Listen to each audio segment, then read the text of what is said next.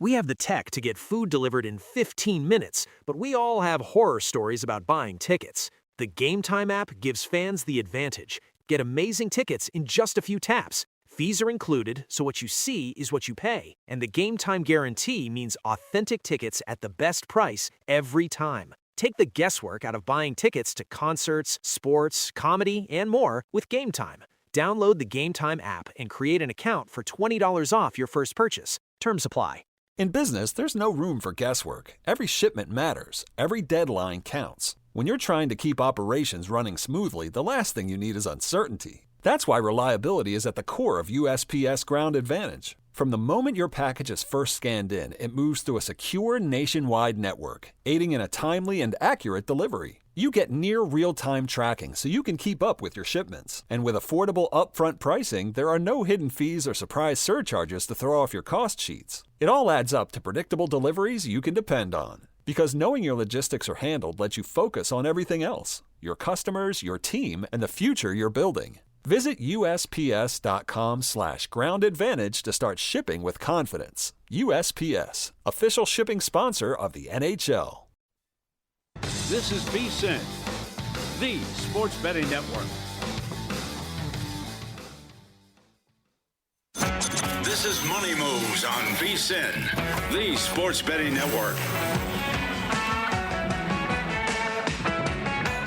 Kicking off hour 2 here on Money Moves, VSiN, the Sports Betting Network, Sirius XM Channel 158. You missed any of the first hour of the program. Remember, you can always listen on your own time. Find Money Moves wherever you get your podcast. Stormy Buonantony, Dustin Sweetelson with you today. Dustin in for JVTs. We're holding it down here at Circa Resort and Casino. Lots to get to this hour. Of course, with the NHL, big win last night for the Carolina Hurricanes to surge out to a 3-1 advantage there. Will they close things out in Game 5 coming up tomorrow? Plus, of course, big Game 6 coming up in the Western Conference Final of the NBA today. OKC San Antonio Spurs currently a 3.5-point favorite out there, although I have seen a 4 pop, so maybe a little bit of support coming there for San Antonio, which I know you disagree with. But I'm not afraid of the Steam. The Steam was wrong last game. Yeah. The Steam's been wrong so many times in these series. How many times is Cleveland going to get steamed up and then ultimately fall on their face? So I'm not really concerned.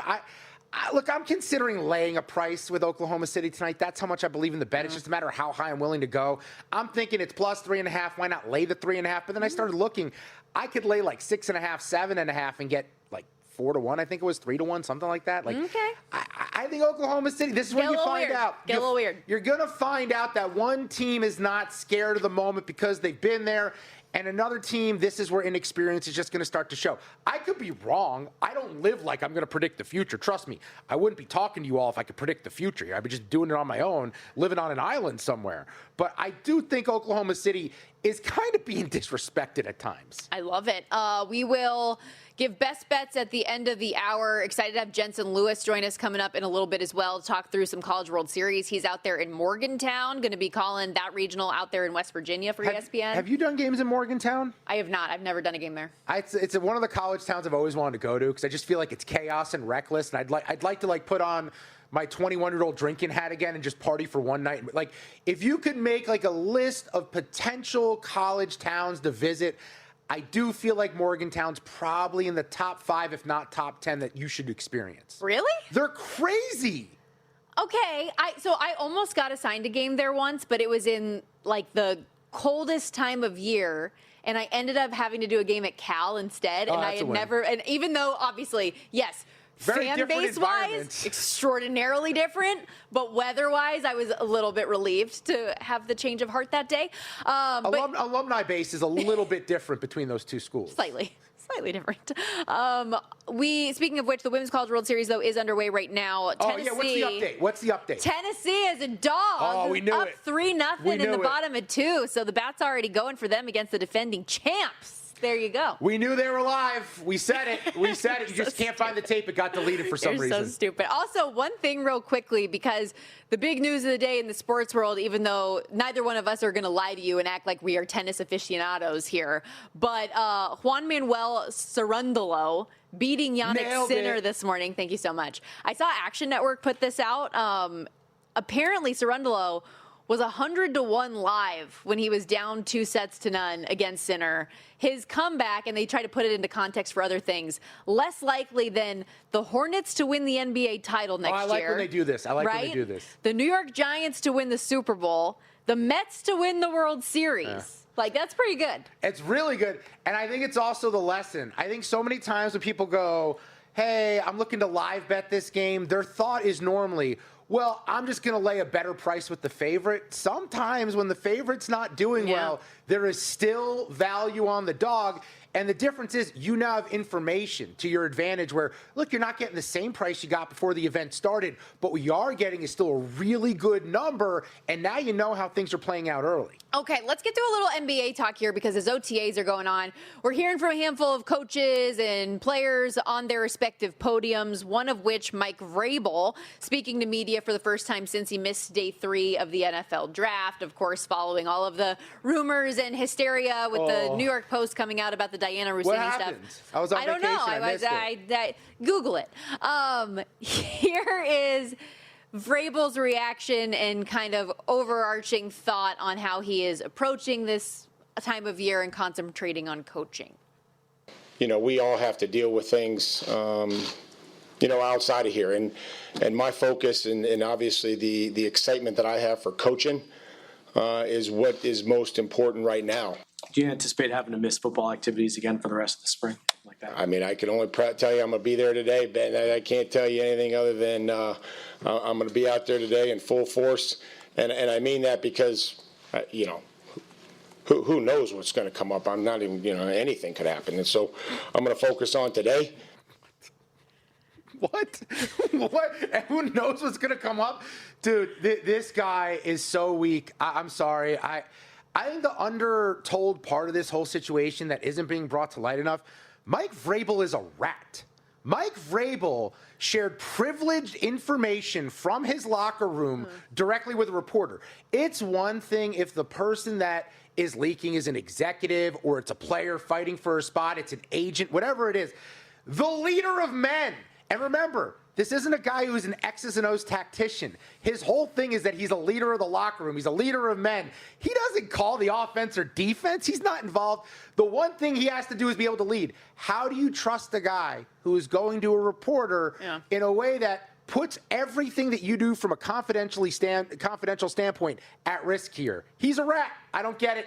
I don't think he makes it through the season, honestly. What? That's a hot take. No, I think Josh McDaniels is your next head coach You're of the ridiculous. Patriots. No, I think this whole thing falls apart. His personal life is going to become an issue. I hate to say that. Like, I don't judge him for what he did. Like, trust me, we all have people in our lives who have done that. I mean, you don't have to go far. Pretty much, you can find someone.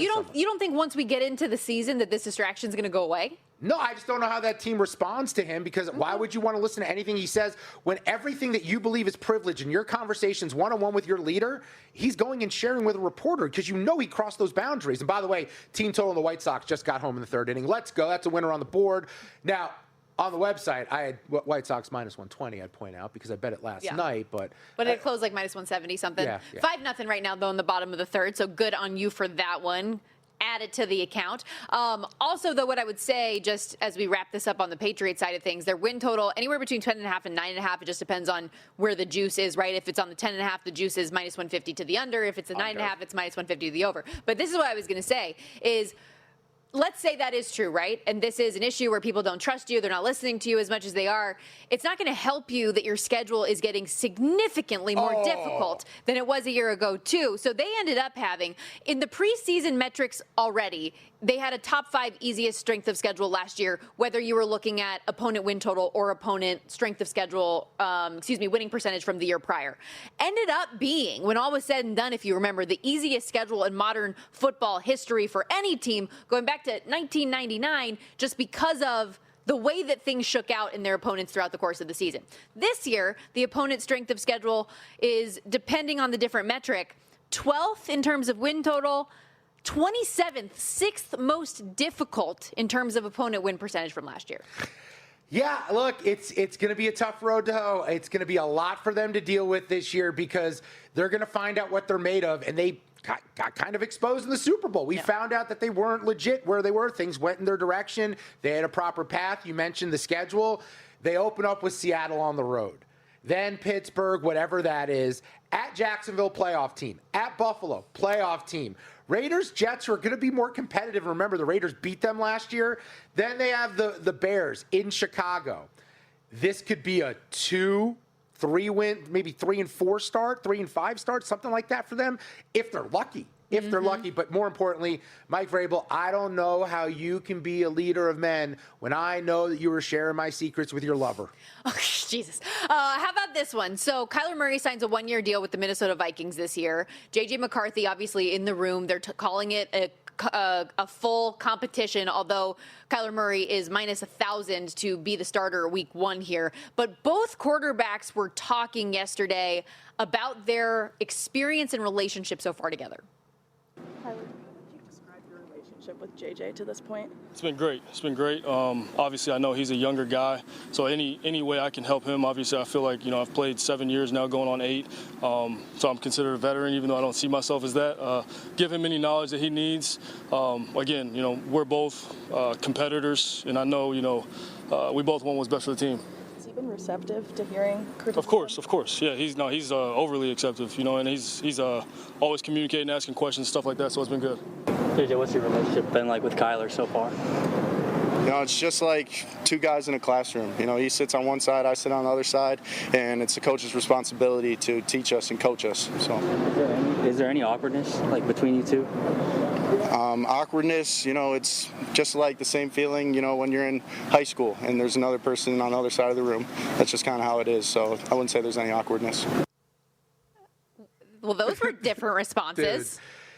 J.J. McCarthy's a dweeb. He's a weirdo. He's just the no shoes on thing and being where my feet are and being grounded. And that works when you're winning. That works when you're playing well. But I got to tell you, that is an odd quote because you got to know as a quarterback, you don't have to say the truth. Correct. You say what you're supposed to say as a leader.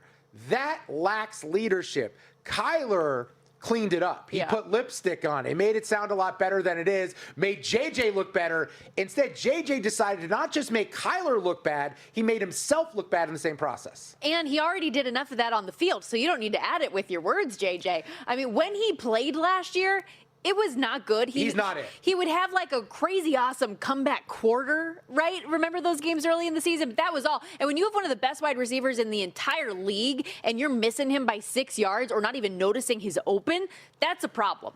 While we're on football, though, obviously this is a sport that is 24/7, 365. And with that, here at Circa, where we're broadcasting from, the contests are open already for Circa Survivor, Circa Million. And with that, you got to check out Winner Circle Proxy. They can handle your weekly submissions for you so you can make your picks from anywhere in the country. One trip to Vegas to sign up. Play all season long from anywhere with Winner Circle Proxy. Check them out today. Make an appointment at winnercircleproxy.com. Stepping aside here real quickly on Money Moves. When we come back, to the ice we go.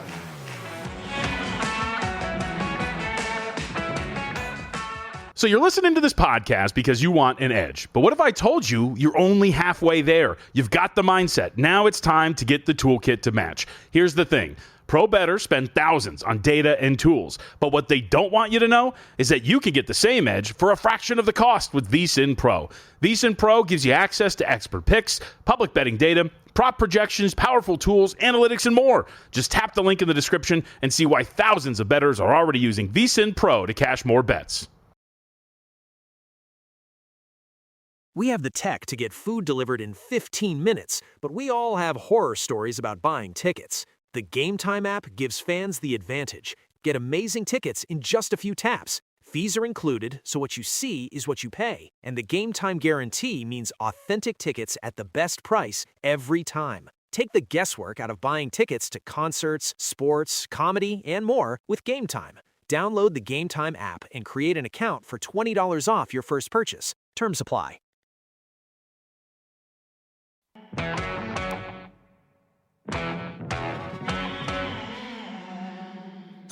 You're watching Money Moves here on VSiN, the Sports Betting Network. Back here on Money Moves Stormy Buonantony, Dustin Sweetelson with you live in downtown Las Vegas. Circa Resort and Casino coming up in 15 minutes. Excited to have Jensen Lewis join us fresh from Media Day over there in West Virginia. He will be broadcasting the Morgantown Regional for as the road to Omaha officially begins tomorrow in college baseball with all the regionals across the country. So excited to get his thoughts there and big picture. Are you going back to Omaha? Do we know? I don't believe so. Oh. Maybe I did too many Jello shots on the desk or something. I did not get invited back. Hey, I went once. It was so fun. I got lucky the year that I went. It turns out there was a lot of major leaguers. Chris Bryant, Kyle Schwarber, Michael Conforto, I believe Trevor Bauer as well. Like it was a pretty Carlos Rodon was there for NC State. And Omaha's a cool town. I think it's a bucket list. Oh, yeah. When people think about like the big bucket list sports events, they say like the Masters and all these other things. I'd put Omaha right up there. I thought it was really cool the way the town shut down for it. No, it is awesome. That whole little area around Charles Schwab Field is great. Also, a cool downtown Omaha is kind of awesome. And Rocco's, where we were broadcasting from last year during the College World Series, and they're known for the Jello Shot Challenge and everything. That place is freaking wild all day, every day during the College World Series. My favorite steak I've ever had in my life was in Omaha, Nebraska, at the Drover. The place has been open for forever. I would go to Omaha just to eat that steak again. It was that good. Beautiful. Speaking of Omaha Steaks, proud sponsor of VSiN for a long time there. Let's get into a little bit of hockey conversation here. Obviously, Carolina has a massive win yesterday, 4-0 to shut out Montreal. Montreal now falls to 2-6 now on home ice this postseason.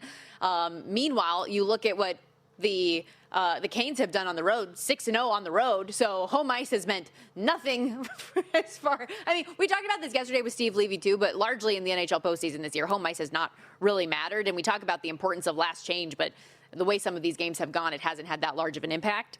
Yeah, we were on a run, I think, with 7 or 8 road teams had won consecutively. There's home ice does not matter, which is so crazy when you think about, especially hockey, it's a barn. And the fans are right on top of you, and it gets really loud here. But somehow it's not an issue in the playoffs. I wanted to ask you this as a big hockey fan, because now we're going to go on a streak here where the President's Cup winner, the best team in the regular season, hasn't won the Cup since 2007 and 2008. Now, from a betting perspective, we love that. What does that mean? It means that chalk is not a guarantee when it comes to the NHL. The favorites, yeah. But as a hockey fan, is it good that we haven't gotten the best team in hockey home since 2008? I think that it's a little sad, to be frank with you. Because, there's no load management. There's no tanking. It's not like the Pistons are a fraudulent 1 seed. They don't have that in the NHL. Correct. Which, actually, speaking of that real quickly, not to have a total tangent, but we did get some breaking news from Shams Charania a moment ago that the NBA's Board of Governors has passed the anti-tanking rules that include expanding the draft lottery from 14 to 16, a relegation zone where the bottom 3 teams get penalized with lessened chances for the number 1 pick, and flattens odds. So, speaking of the anti-tanking crowd, an unprecedented move now in American pro sports, as Shams put it, punishing the worst teams in the league for what they have done. I personally find that to be at least a bit of an overreaction, because this year in particular was significantly worse than most. I don't know if that was going to be a stage setter for what was to come in the future year after year after year, but hey, they're taking this very seriously. Yeah, I just think we're overthinking a lot of this. And by the way, the more rules you create, the more gray areas and ways teams are going to find a way to bend it. I thought a really simple rule was, if you're in the lottery one year, you can't be it in the next year. You can't go back-to-back years with your own pick in the lottery. That will definitely stop tanking consecutive seasons. I think there were a lot of solutions that could have been better than this one. Personally. Just too much going on. Yeah, I think this is too much, and it's just an overreaction. Yes, I get we do that on Mondays here on the program, but we're a show. We're supposed to overreact. You as a league and a board of governors are not supposed to. Also, I can't wait until it's a really bad draft class and nobody's tanking. When there's really not that superstar. Right? Like, oh, maybe we don't have to have this as a rule anymore. That's true. I mean, the last couple years have been very unique with the caliber of talent that's at the top of the draft. It's not always like that. Yeah, we're in a weird space right now. I think when it was the one and dones and you were doing it based on talent, you need to make sure you got that best 5-star that was available. There's a lot of good solutions that were very logical. I think they're making this way too convoluted and difficult to process. But to your point in the earlier question regarding the NHL and the fact that the President's Trophy winner has not gone on to win the Stanley Cup, and we're seeing, another year where that team gets axed in pretty interesting fashion as well. I mean, I don't think anybody saw the Colorado Avalanche getting swept period. Like it's pretty remarkable what happened this year. It's unfortunate, especially for some of these teams that do have such high expectations and largely live up to them for a long time in the postseason until they don't. This year in particular, I think injuries caught up to Colorado. I don't think that is all that's to blame, though. Vegas, in addition to the injuries catching up to Colorado, Vegas was getting healthier, right? They get William Karlsson working his way back into the fold, who is such an important player in terms of speed and what he brings in the 200-foot game. Mark Stone comes back in this series, and he's the straw that stirs the drink, the captain, the emotional leader, the do everything for you on the ice guy. And you even had some guys like Tomas Hertl, who had a 29-game goalless drought, who wakes up in the series in the end of the one against Anaheim. And Pavel Dorofeev, Brett Howden, who is not a goal scorer in the regular season, that is just unbelievable in the playoffs the way he's scored goals. They've had a lot of things that have worked for them. Well, and they have the crazy aspect of the Tortorella situation, because he comes in, they're 19-4-1 since he took over, and you watch them closer than I do. But early on, I know the big thing was he was tinkering with the lineups. He was he was front-loading that starting line, then he was balancing it out. He was constantly tinkering with how he was playing guys. I'm not sure how that's gone on through the rest of the postseason, but what are you hearing about what he's bringing to them? Because it is so unique to change a coach midstream in the middle of a season and win a title. The two examples recently that I came up with, 2025-16, the Cavaliers. David Black got off to a 30-11 start. LeBron hated him, got him fired, shipped him back to Israel. And Ty Lue took over, they won a title. In 2003, the Florida Marlins. They fired Jeff Torborg after they got off to a bad start. The next thing you know, Josh Beckett, Juan Pierre, Mike Lowell, they're beating the Yankees in the World Series under Jack McKeon. It can happen. It is very rare it happens, but what are you hearing about what Tortorella is doing that's gotten these guys to buy in so quickly? Well, I've had conversations with Jack Eichel about it, with Mitch Marner about it, a handful of these guys who have all said, number one, it's a confidence thing. He's done a really good job of finding ways to reinstill confidence and belief in them that they are a ready-to-win-now team as a core and as a group, and also bringing back an aggressiveness in their game. The back end of the regular season, it really seemed like, and whether it was a messaging thing with Bruce Cassidy or just where their game was at, period, things had gotten really stale for them. They lost, I think it was 12 of 16 games prior to the coaching change with Torts with 8 games to go. They're 19-4-1 since. They just swept the best team in the league. They are operating at a different level, and I think it's a combination, sure, of what Torts has brought, but also this team kind of recognizing what they're capable of and peaking at the right time when it matters most. It's just funny because we know what John Tortorella is. He's been around forever. Like, I remember him as the Rangers coach when I was like in high school, I want to say, or college. I guess it was college. But like, he's won a ring, he's won a championship, but it's not like he's some dude in reinventing the wheel. I think it's so crazy how in hockey, these same names just get recycled over and over again. They go do TV for a couple of years, but they can win again.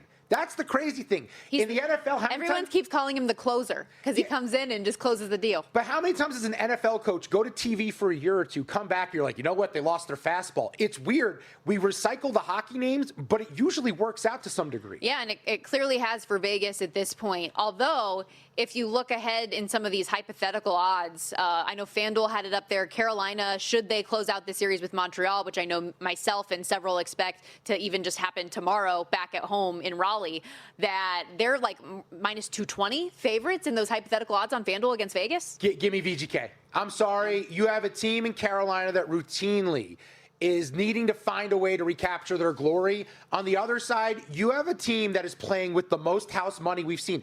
If they were in the Eastern Conference, the Knights wouldn't be in the playoffs. They wouldn't have had enough points. They finished 13th in the league in points. Yeah, they lost their head coach. They did not really believe they'd be here. I know they kind of did. All the pressure is on one side. I would much rather bet the Knights, who, by the way, will not have home ice. We mentioned home ice hasn't mattered. They're going to have the rest advantage as well. If they steal game one, you come back the other side, you could take Carolina at a good number. Yeah, no question about it.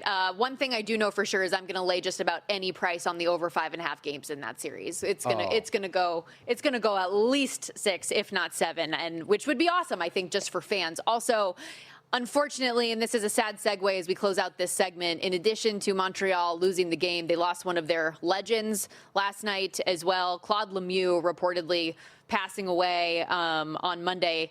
And on Monday, earlier this week, before Game 3, he was carrying the torch for anyone who remembers seeing that visual. So a really sad story coming out of Montreal this morning. One of the most clutch players I remember in like my prime of hockey watching when I was younger. I was pretty locked into the game back in the day. Part of the Devils' first Stanley Cup team, won another one with them in 2000, was also on the Avalanche when they won.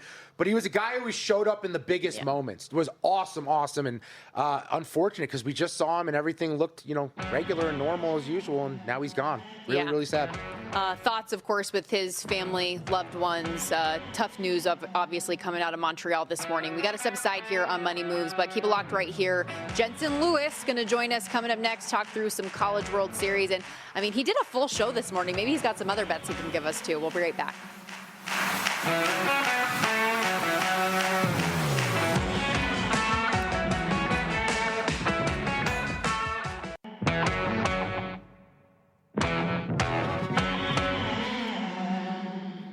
You're watching Money Moves here on VSiN, the Sports Betting Network.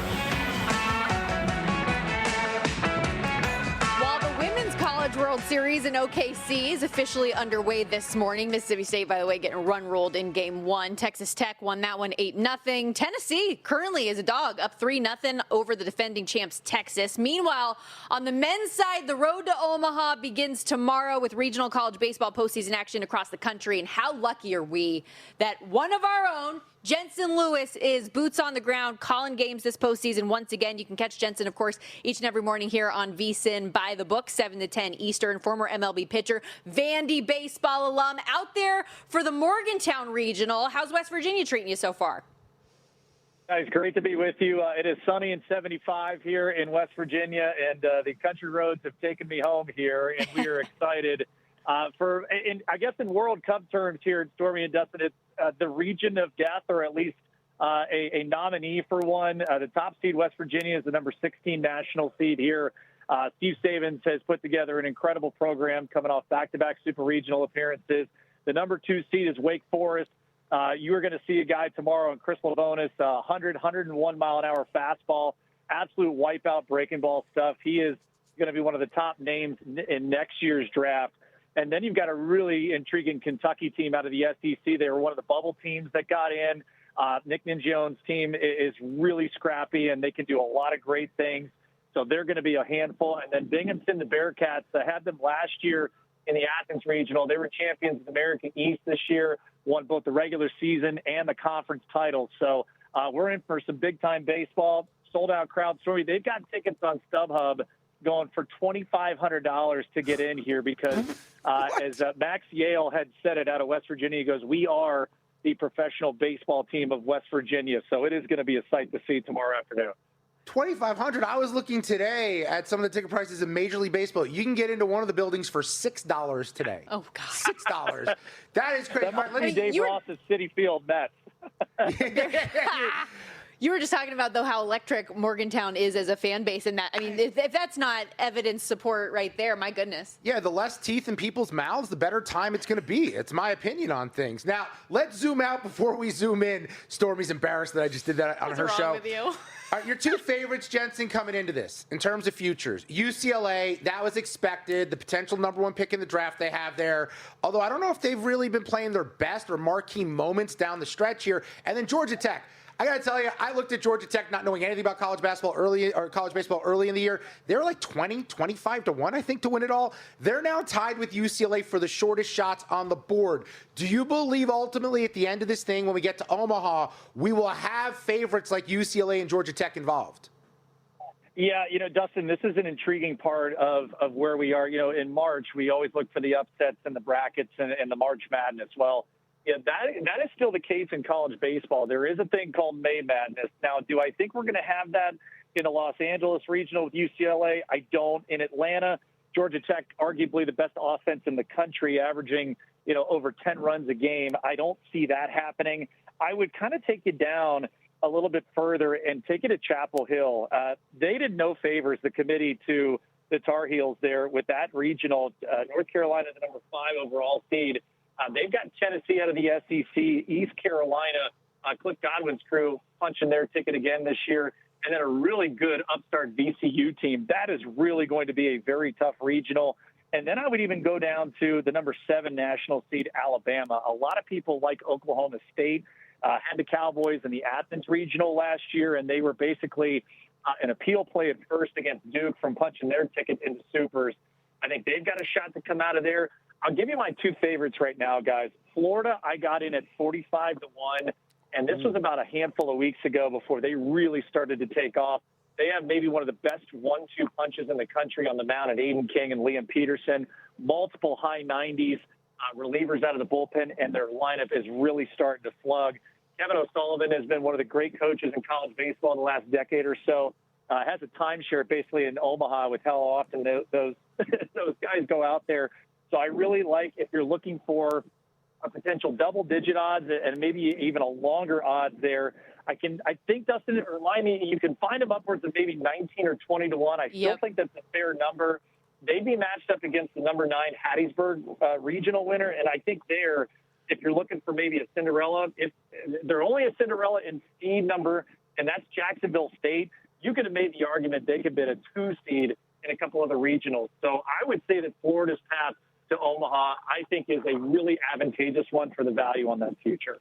Yep, you're dead on. Florida still 19-20-1 range, plus 110 just to make the College World Series, and so still getting plus money on that angle. The SEC, by the way, hosting nearly half of these regionals, 7 schools hosting this year, none of which named LSU, who's your defending champ, so you know we're going to get a new champion this year. 9-21 for them in SEC play. The favorite among the SEC teams, though Georgia, you referenced last year's Athens regional a number of times. Georgia, of course, hosting once again, 23-7 for them, won the SEC regular season crown and the SEC tournament. Are they as good as they have looked throughout the course of the regular season?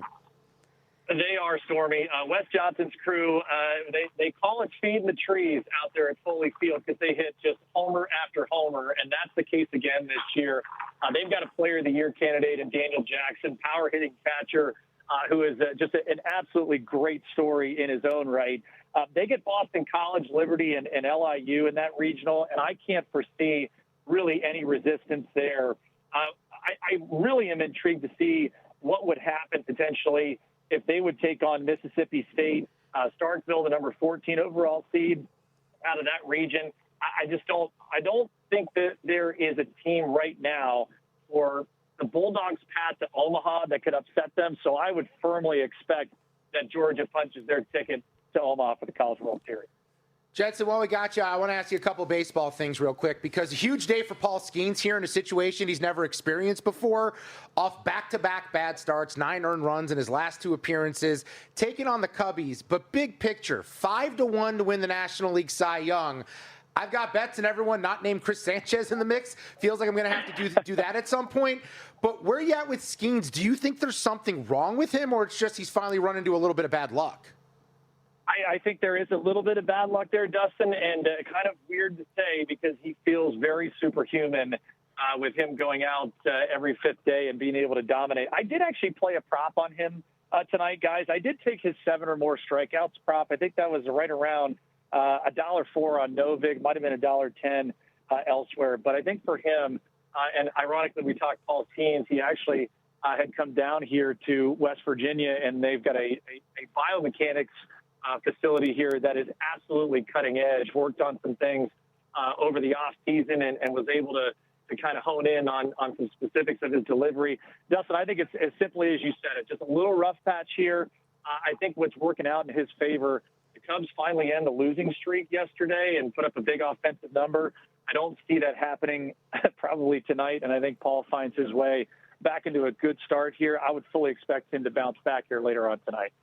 We were talking a little bit earlier about Christopher Sanchez and the season that he's put on, the clinic of these scoreless innings he continues to rack up. Is anything holding him back aside from just potential injury this year? He's a plus 145 shot to win NL Cy Young right now.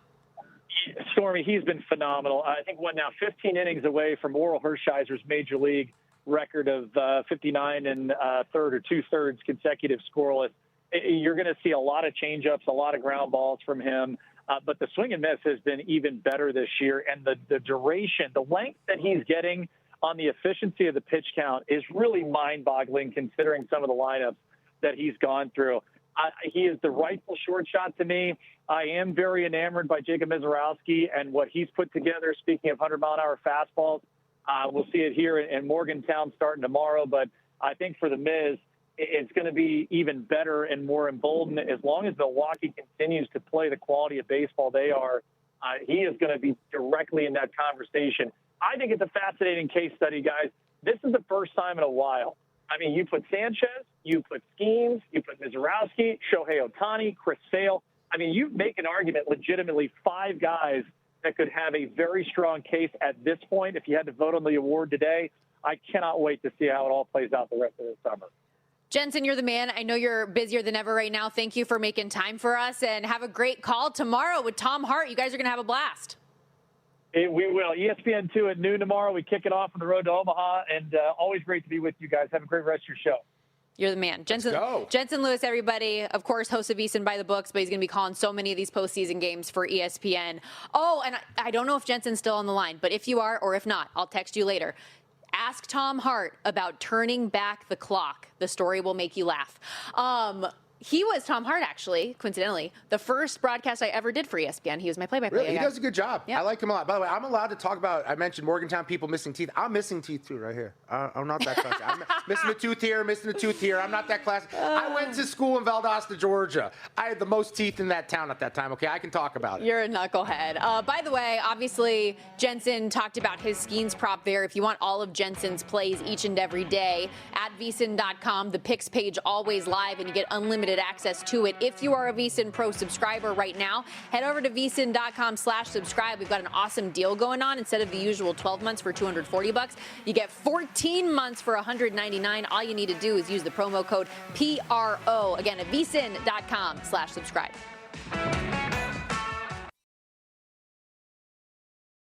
We have the tech to get food delivered in 15 minutes, but we all have horror stories about buying tickets.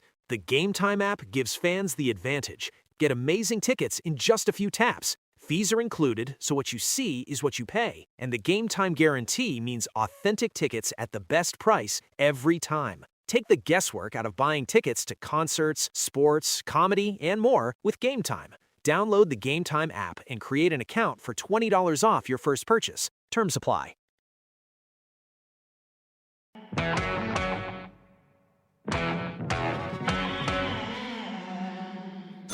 You're watching Money Moves here on VSiN, the Sports Betting Network. So this is funny as we welcome you back here to Money Moves. Stormy Buonantony, Dustin Sweetelson with you. Dustin has been working like long hour, 3-4 hour shows. By myself. Forever. And just now, and I was like, oh yeah, we got best bets coming up. Final segment of the show is 2 hours. Man, this is a breeze. Oh, this is crazy. You're on vacation basically doing the show. I did 4 hours during a blowout Game 7 with the Pistons and Cavs like a couple weeks ago. 4 hours by yourself. It's a little different. 2 hours with a co-host, with guests, everything going on. This flew by. This is crazy. Yeah, it's been fun. And we do have a big Game 6 coming up tonight in OKC. And so yesterday on Follow the Money, you talked about how you wanted to back the Thunder plus the 3.5. Today, you have kind of doubled down on your stance backing OKC, potentially looking at some alts. Have you fired? I haven't officially fired on the alts yet. I'll probably get there. I want to lay maybe 3.5, 4, maybe 5. I just think we're seeing some cracks in the armor, man. We're seeing a San Antonio team that completely panicked last time out on the road. I'm sure coming home, they'll get a better whistle tonight. But the reality is, one team's been through this before, and I think that is the biggest thing that showed in Game 5. Like, I think that exposed a bit of the inexperience for San Antonio. And then Wembanyama. I know people are probably like, he's making way too big a deal about going to the press conference. But to me, when your character is one thing for so long and something is a little bit off that character, that leads me to believe that you're mentally in a weird spot. I'm not saying he's weak. I'm not saying he's soft. He's 22 years old. He's never been through this before, but he's someone who has wanted the moment. He wanted MVP. He wants to be the face of the league. And I think a couple of elements at play. I think he was embarrassed with his play last game. He lived on the perimeter. He went 0 for 5 from 3. He couldn't grab 10 rebounds, and at 7'5", I just think that should be the expectation. Like, who are you, Brook Lopez? You're 7 feet tall and you can't grab 10 rebounds a game. I don't even know how that's possible at that size. But more importantly, I just think there's a calmness about Oklahoma City, and I'll reference this from Game 4. The broadcast showed San Antonio gets the win, series is even, and we're seeing the Thunder collect all their stuff. They were just joking around, cracking smiles, goofing off. They were so undeterred that they just lost the game. There's a level of confidence that comes with having won championships before, having played as a team in these critical moments before. They can rely on that experience. I love the Thunder catching the 3.5 tonight. So plus 3.5, plus 130 if you do want to go with the money line price. OKC just simply closing it out even on the road. To your point about Wembanyama, though, and in terms of efficiency, we know it wasn't there. He shot 27%, did still have 20 points because of what he was able to do at the free throw line. Today, the prop is 27.5. Do you back the over in the bounce back spot? Okay. You have to. So he's going to have to live in the paint. I think that's going to be huge here. He's going to have to bang down low. He's going to have to utilize his size to his advantage. And I just wonder if what we saw last game was him wanting to prove that he's not just size, he's more of an all-around basketball player. You got to throw that out the window if you're Wembanyama. I think paint points are going to be critical here for both sides, by the way. In the regular season, that was an issue for Oklahoma City, scoring in the paint against them. I think they've been a little bit better here in this series thus far. But that's going to be huge for Wembanyama. It's chalky, but it's probably the right side. Coming back home, he'll get a positive whistle. His point prop, I don't hate the idea of attacking that. I know you mentioned earlier Stephon Castle, points, rebounds, and assists. Any other prop angles, or if you want to give a little more rationale and explanation to the Castle bet, but anything else on this game before we get to some of the baseball? Yeah, okay, I'm going over 30.5 PRA on Stephon Castle. You got Harper and Fox who are banged up. He's going to have to carry the burden more at home. He went over this number in Game 5 on the road. He had 24, 5, and 6, so he's definitely more involved. We've seen him do well as a limited facilitator. Remember, turnovers have been a big issue in this series so far. San Antonio, way more turnovers, 14 more than Oklahoma City. Castle's played a role in that, but they're going to need him to do a little bit more facilitating, but more importantly, more scoring. They can't rely on Fox and Harper to have their legs underneath them. And just going back and looking, he went over this in Game 1 and 2 on the road in OKC. It's a good spot coming back home to rely on him to step up, maybe create a situation where they play a two-man game with him and Wemby a little bit more. I like Castle to be a key contributor. Then the other play I'm monitoring, because I want to bet an under. If you're going to bet unders, for the most part, you want to wait till as close as the game starts because most people are betting the overs. That'll move these numbers up. But I think Hartenstein under on his PRA might be the way to look. And I know if you look at the game logs, you're going, how would you bet the under on that? I think if San Antonio has any chance tonight, it's playing a faster paced game, run and gun, turn turnovers into points, and run them to death. That means Hartenstein has to be off the floor a little bit more. He only played 12 minutes in Game 1.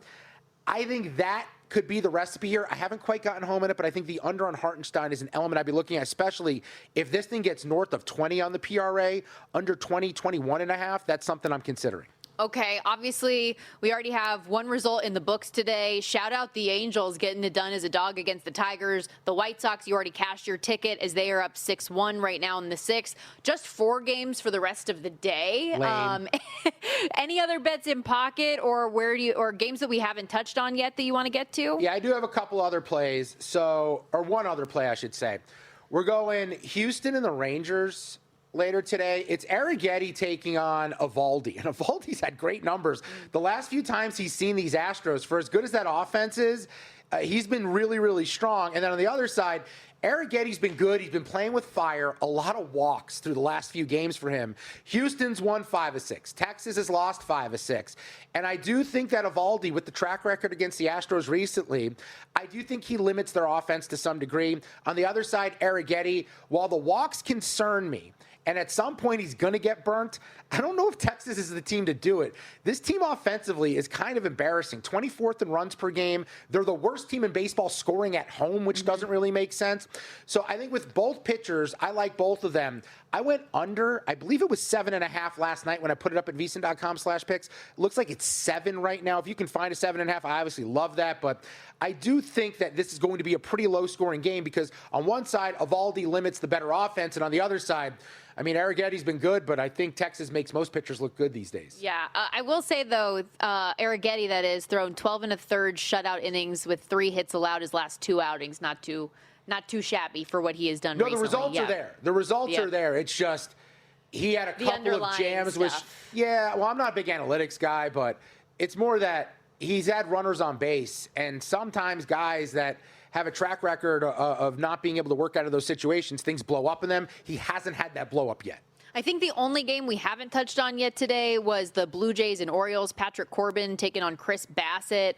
Baltimore minus 131 home favorites in this spot. You're getting plus 109 on the Jays. Run total 8.5. There is some juice on that over at minus 115. Yeah. I didn't have anything on this game, but did you?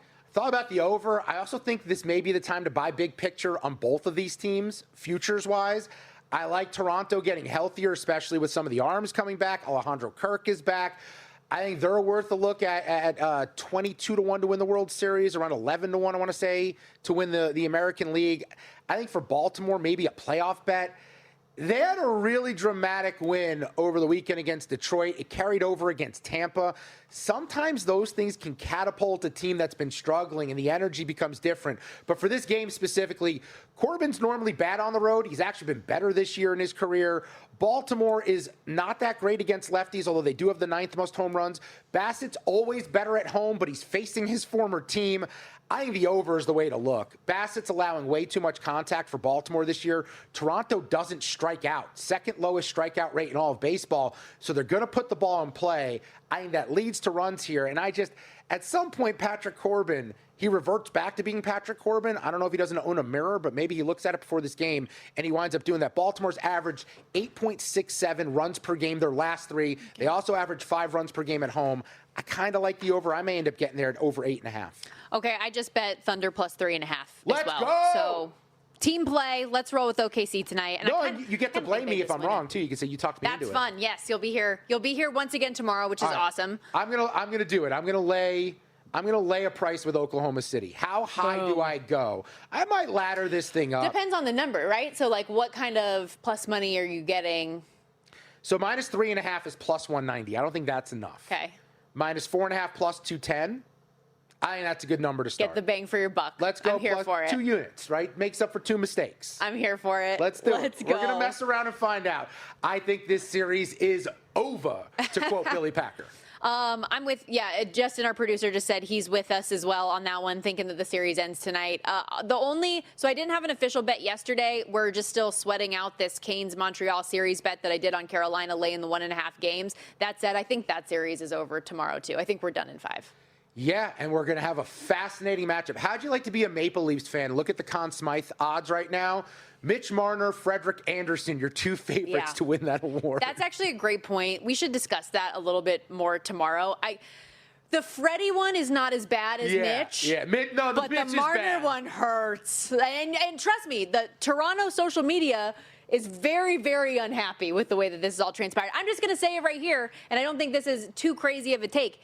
He would not have done this if he was still with you. He wouldn't. It's the situation, it's the change of scenery, all of that makes a difference. Okay, that's a wrap for us today. Dustin's going to be back tomorrow, though, and we will elaborate on that thought process. We will talk more Conn Smythe, and of course, preview big Game 5 coming up in the NHL tomorrow. But stick around. Follow the Money is back with Mitch and Paul on the desk once again. They're back, boys. We'll be right back. Well, they will. Bye.